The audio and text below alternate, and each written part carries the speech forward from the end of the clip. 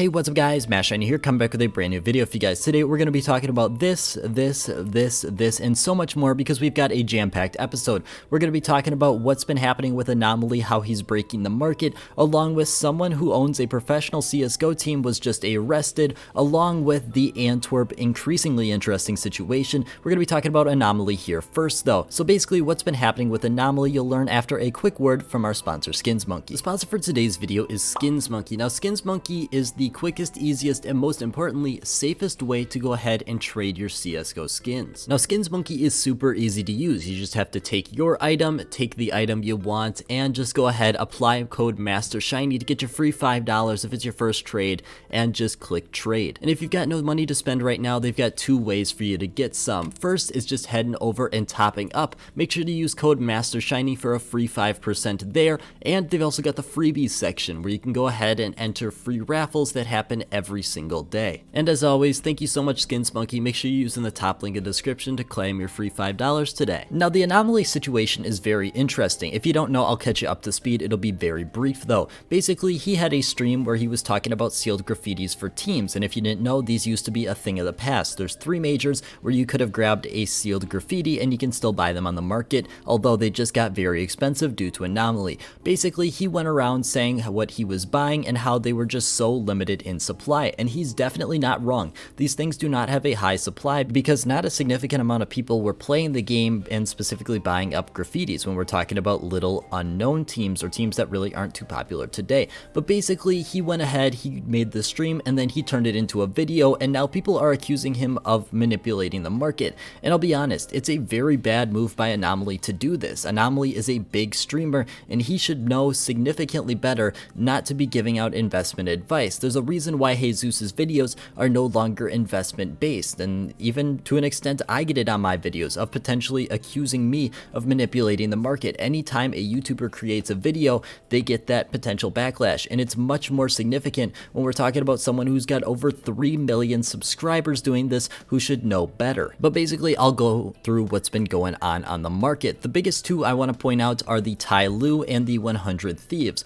Both of these have gone up significantly because he has basically gone on record, he being Anomaly, gone on record saying he's buying a lot of these because he thinks they're going to go up in price. And when you have such an illiquid item and someone who has 3 million subscribers telling you to do that, the price is obviously going to see some massive changes. But the problem is it doesn't stop there. If we look at almost any single graffiti in the game for a team, it's gone up, and specifically those Boston 2018 graffitis. Now this annoys me considerably because if you didn't know, I'm a huge fan of this team right here. I don't know if I can say it because I might get demonetized, but basically they have a graffiti from the other 2 majors, not Boston 2018, but they've got Atlanta 2017 and London 2018, and I've just been slowly buying up a couple of these because I really like it, not to try and manipulate the market, because they're fun to look at in game, and that's the whole purpose of it. And now I'm kind of edged out of that because the market just got considerably more expensive thanks to this been going on. Overall, the biggest takeaway I have of this is Anomaly should know significantly better not to do something like this. When you have 3 million subscribers, you should not go on record, because he basically talked about how he thought they were going to go up in price, practically giving investment advice in my opinion,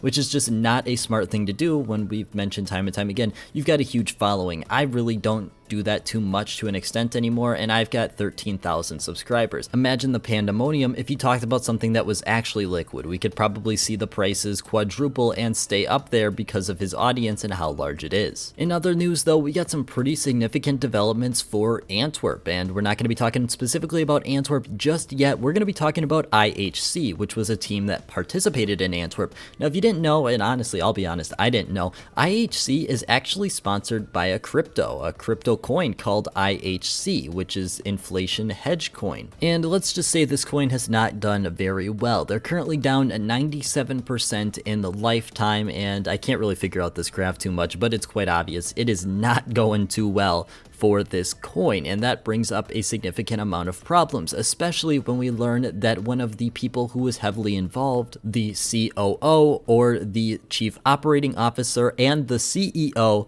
the Chief Executive Officer, have been facing charges of misappropriating funds for the crypto, which is a massive problem, especially when we want to talk about not only ethics, but just in general for crypto and all that. But basically, it's been putting the entire team of IHC into doubt, because let's be completely honest, we don't know if Valve is still going to allow them to be sponsored, along with the fact that we don't even know if that's going to be continuing to be their sponsor. Let's be honest, we just talked about how there was a significant amount of money that was misappropriated. It's down 97% and the money is gone. And I'll be completely honest, I feel sincerely bad for the people on IHC, because they just had one heck of a win over Furia and over Cloud9 in the group stage of IEM. They've been having a great run so far, and it's very unfortunate that it is kind of being overshadowed by all of this. Let's be completely honest. Even though everyone is very excited about them doing well, it's just casting a big shadow over everything. To go from being on top of the world and eliminating Furia from making it into the competition to now being tasked with this, it's just unfortunate. And talking about the IHC here, you can obviously see it with the Antwerp graph. It is up significantly, a pretty decent increase if we're being completely honest. I don't know how long it's going to stay though. We're looking at the hollow version here,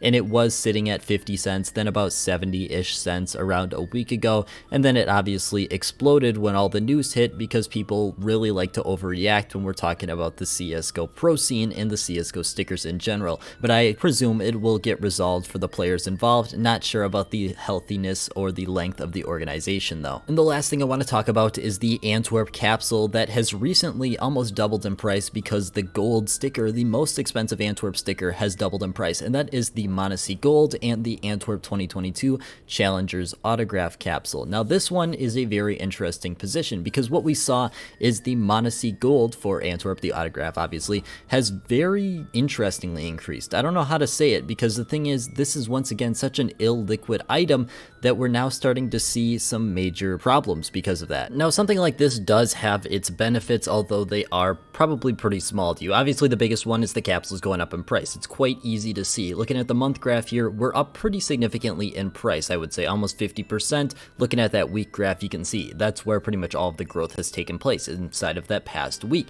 Something like this does create a significant amount of problems though. Heading back to that Monacy graph, you can see here there was very few of them actually bought, and that means there's few actually sold, and that means that there's a liquidity problem. Although there are some buy orders coming in, which does help ease myself at least a little bit, it's just not the greatest position I want to be in, because that creates kind of a bubble potential. If there's just a couple people that are kind of keeping this up or still wanting this item, it can kind of create an issue down the line, especially when we're talking about Antwerp and the fact that there's just not a ton of these listed on the Steam market. There are some on Buff, don't get me wrong, but that's not exactly where I'm looking at this current moment. But pretty much that's really all I have for today. If you guys like these fast-paced videos like this, make sure to drop it down in the comments, and I want to thank you guys so much for watching, and I hope you have a great rest of your day.